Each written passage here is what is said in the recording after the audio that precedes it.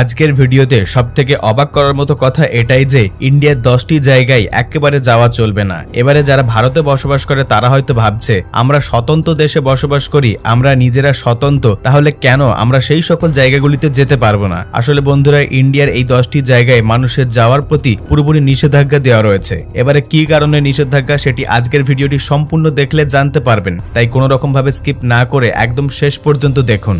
সর্বপ্রথমে রাখা হয়েছে সেন্টিনেল আইল্যান্ড। আন্দামান আর নিকোবর দ্বীপপুঞ্জের উত্তর সেন্টিনেলে এই আদিবাসী সম্প্রদায় বসবাস করে, যাদেরকে সেন্টিনেলও বলা হয়। এরা আধুনিকতার দিক থেকে পুরোপুরি অবগত, তারা কিছুই জানে না।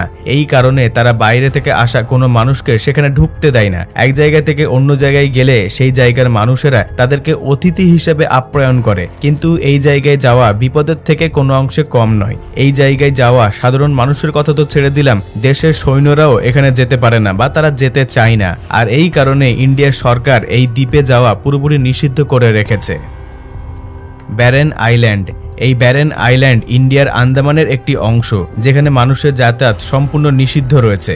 আসলে এই আইল্যান্ডের মধ্যে রয়েছে একটি সক্রিয় আগ্নেয়গিরি। এই আগ্নেয়গিরির আগুন বা লাভা ও এর ধোঁয়া অনেক দূর থেকেই খুবই স্পষ্টভাবে দেখা যায়। এই আইল্যান্ড খুবই সুন্দর হওয়ার পরেও কোনো মানুষকে এখানে যেতে দেওয়া হয় না, এই কারণে সেখানে এই সক্রিয় আগ্নেয়গিরি রয়েছে বলে। তবে এর আশেপাশের সমুদ্রে অনেক মানুষই স্কুবা ডাইভিং করতে যায়। বন্ধুরা, এই সুন্দর জায়গাটিতে যাওয়ার জন্য আপনারা কি মনে ইচ্ছা জেগেছে? নিচে কমেন্টে অবশ্যই জানাবেন। মুকেশ মিল।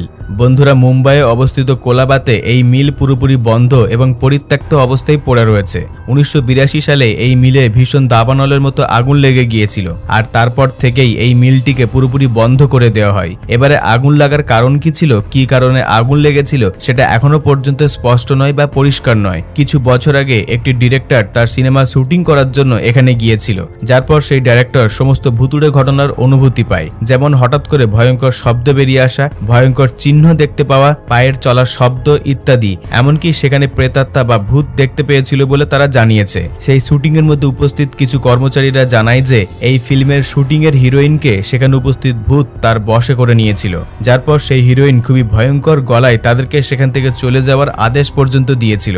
আর সেই থেকে এই জায়গায় যাওয়ার কেউ আজ পর্যন্ত সাহস দেখায়নি। আকসাই চীন। বন্ধুরা, এই আকসাই চীন স্থানটি ইন্ডিয়া ও চীনের মধ্যভাগে রয়েছে। ইন্ডিয়ার মানুষেরা মনে করে এই অংশ জম্মু কাশ্মীর থেকে বেরিয়ে আসা অংশ, আর চীনের মানুষ মনে করে এটা হুথান প্রান্তের অংশ। কিন্তু যে অংশটি ইন্ডিয়া এবং চীন একে অপরের অংশ বলে দাবি করে, সেই জায়গাতে কোনো মানুষের যাতায়াত একেবারে নিষিদ্ধ।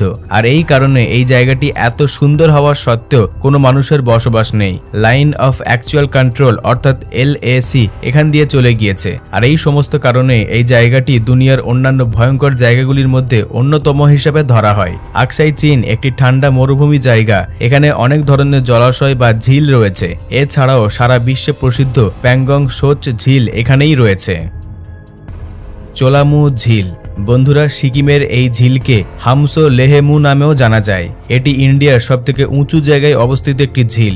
এই ঝিল এতটাই সুন্দর যে একবার যদি কেউ এটিকে দেখে নেয় তাহলে তার নজর সেদিক থেকে সরাতে পারবে না। কিন্তু এটি দেখার জন্য ভাগ্যের প্রয়োজন রয়েছে, তার সাথে তো সিকিম পুলিশের পারমিশনও নিতে হবে। আসলে বন্ধুরা, এই ঝিল চীনের বর্ডার থেকে 4 কিলোমিটার দূরে অবস্থিত রয়েছে। আর এখানে সর্বদাই ইন্ডিয়ার সৈনিক এবং চীনের সৈনিকের পাহারা থাকে, আর দেশের সুরক্ষা দেওয়ার জন্য তারা সর্বদা নিজেদের জীবন দেওয়ার জন্য প্রস্তুত রয়েছে।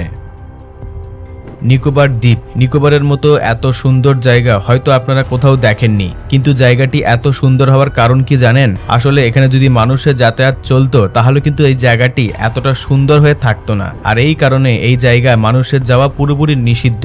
এই নিকোবরের ঘন ঘন জঙ্গল, মাঝখান দিয়ে বয়ে চলা সমুদ্রের জল ঝিলের আকার নিয়ে বয়ে চলেছে। আর এই জায়গাটি মানুষের দুনিয়া থেকে একেবারেই আড়াল রাখা হয়েছে। ইউনেস্কো এই জায়গাটিকে বায়োস্ফিয়ার রিজার্ভ ঘোষিত করে দিয়েছে। তাই জন্য সেখানে যাওয়ার জন্য আপনাকে অনেকগুলো পারমিশন নিতে হবে। কিছু কিছু এলাকা এই রকম রয়েছে যেখানে আপনি কখনোই পৌঁছাতে পারবেন না। তবে আপনি যদি কোনো বৈজ্ঞানিক হন আর যদি কোনো রিসার্চের কারণে গিয়ে থাকেন তাহলে আপনি পারমিশন পেয়ে যেতে পারেন। GP block. মিরাটের আর্মি এলাকাতে উপস্থিত জিপি ব্লক একটি ভুতুড়ে বাংলো হিসেবে বিখ্যাত। লোকমুখে প্রচলিত রয়েছে এখানে নাকি একটি ইংরেজ অফিসার ডিজুজার আত্মা ঘুরে বেড়াচ্ছে। এই অফিসারের একটি সড়ক দুর্ঘটনায় মৃত্যু হয়ে গিয়েছিল, যার পর থেকে নাকি এই বাংলোতে তার আত্মা ঘুরে বেড়ায়। আর এই কারণে এই বাংলোতে কেউ ঢোকার চেষ্টাও করেনি আজ পর্যন্ত।